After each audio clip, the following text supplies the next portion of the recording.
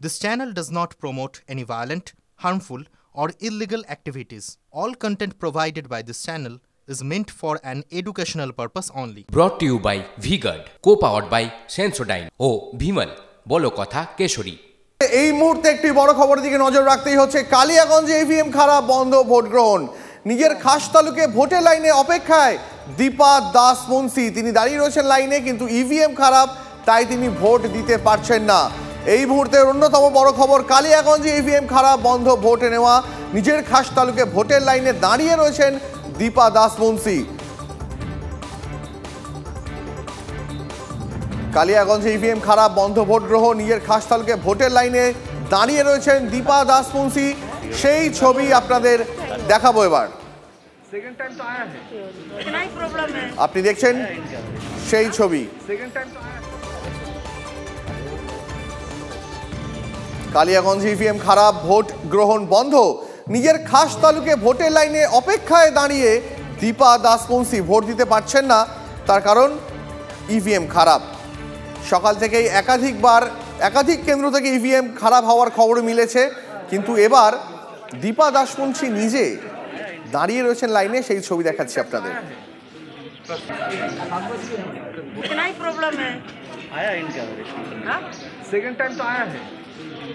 লাইনের একদম সামনেই দাঁড়িয়ে রয়েছেন দীপা দাস মুন্সি, তার সঙ্গে তার সহকারীরা রয়েছেন। যেহেতু ইভিএম খারাপ, তাই ভোট দিতে পারছেন না, অপেক্ষায় দীপা দাস মুন্সি। আরো বিস্তারিত জানবো সহকর্মী রূপক ঘোষের কাছ থেকে। রূপক, সাত সকালবেলা এতগুলো কেন্দ্র থেকে ইভিএম খারাপ হওয়ার খবর আসছে কেন? দেখো, ইভিএম খারাপের ঘটনা কিন্তু বেশিরভাগটাই দেখা যাচ্ছে কালিয়াগঞ্জ বিধানসভা এলাকার ক্ষেত্রেই। তোমাকে জানিয়ে রাখি, এখানে কিন্তু 83 এবং 84 নম্বর যে বুথ রয়েছে কালিয়াগঞ্জে, সে মহেন্দ্রগঞ্জের সেখানে 83 নম্বর বুথে কিন্তু দীপা দাস মুন্সি, তিনি কিন্তু এখনো লাইনে দাঁড়িয়ে রয়েছেন। সেখানে ভোট এখনো শুরু হয়নি, তবে যেমনটা জানা যাচ্ছে প্রশাসন সূত্রে, সেখানে কিন্তু ইভিএম রিপ্লেস করা হয়েছে এবং চেকিং চলছে, তারপরে কিন্তু ভোট শুরু করা হবে। তবে এতক্ষণ ধরে যে ভোটাররা লাইনে দাঁড়িয়ে রয়েছেন, তারা কিন্তু রীতিমতো কার্যত বলতে গেলে এই গরমের মধ্যে তারা অপেক্ষা করছেন, তারা কিন্তু ফুঁসছেন প্রশাসনের বিরুদ্ধে, এমনটা কিন্তু দেখা যাচ্ছে। অনেক ধন্যবাদ রূপক।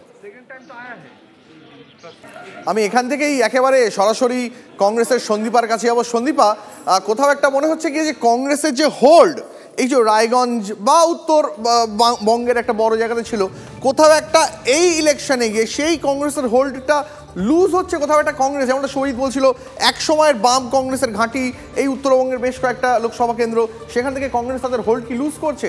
ফ্যাক্টর কি কংগ্রেস আছে এখনো লড়াইয়ে? মনে হচ্ছে না। এইবার রায়গঞ্জের জনগণ ভীষণভাবে দেখিয়ে দেবে এবং বুঝিয়ে দেবে তৃণমূল এবং বিজেপি দুটি দলকেই, যে সেখানে না সাম্প্রদায়িক কাজ চলবে, না সেখানে চুরি দুর্নীতি এইসবের কোনো কিছুই চলবে না।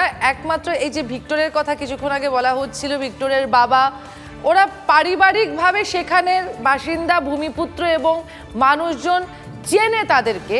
আমি একটা ইনস্টেন্স আপনাকে দিতে পারি, তৃণমূল করছে এরকম একজন ভদ্রলোক, তার মেয়ে জামাই সদ্য, যেহেতু জাতীয় কংগ্রেসের অ্যাকাউন্ট ফ্রিজ করে দেওয়া হয়েছে অন্যায়ভাবে, সেজন্য ওরা গিয়ে বলেছে যে এই পরিবারকে আমরা চিনি, ভিক্টরকে আমরা চিনি, ভিক্টরের বাবার সাথে আমরা কাজ করেছি, আমরা নিজেদের বেতন থেকে আমরা এই টাকাটা তুলে নিলাম। আপনাকে বিরত করছি, আমার একটা এক্সাম্পল খুব দিতে মনে হচ্ছে যে একাধিকবার কংগ্রেসের চিহ্নের ভোটে দাঁড়িয়ে জিতে গিয়ে তারপর তিনি তৃণমূলে জয়েন করেছেন, যারা এরকম স্থানীয় জননেতা, মানে লোকাল ডেমোগ্রাফিতে যারা ইন্ডিভিজুয়ালি মানে কংগ্রেস, তৃণমূল বা বিজেপির টিকিটে পরিচিত নন, তিনি নেতা হিসেবে পরিচিত, তারা জিতে গিয়ে যদি তৃণমূলে জয়েন করে তাহলে কি লাভ?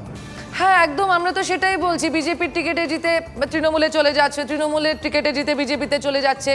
অধিকারী পরিবারকে ধরে নিন, শিশির অধিকারী কোন দলে আছে আমরা জানি না এখন অবধি, কিন্তু কথাটা সেখানে নয়। এইবার আমাদের গণতন্ত্র বাঁচাবার লড়াই, আমাদের সংবিধান বাঁচাবার লড়াই। এবং রায়গঞ্জ নিয়ে যদি বলতে হয়, কিছুক্ষণ আগে মহানন্দা দেবী উনি জল নিয়ে বলছিলেন, রায়গঞ্জের আরেকটা জিনিস আছে, চাল, তুলাই পঞ্জি চাল, সেটা নিয়ে আজ অবধি না তৃণমূল না বিজেপি, সুকান্ত মজুমদার তো সেখানকার সাংসদ, উনিও কিন্তু আজ অবধি কোনোরকম কোনো সহায়তা সেই চাল চাষিদের করেননি। উল্টে এই যে মান্ডিগুলো হয়, এই তৃণমূল সরকারের কথা বলছি, মান্ডিগুলো থেকে সহায়ক মূল্যে সরকার কিন্তু তাদের থেকে চাল কিনছে না।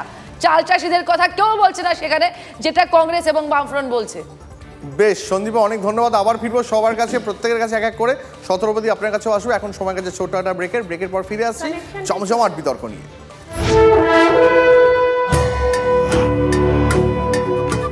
brought to you by V Guard, co-powered by Sensodyne ও ভিমল, বলো কথা কেশরী।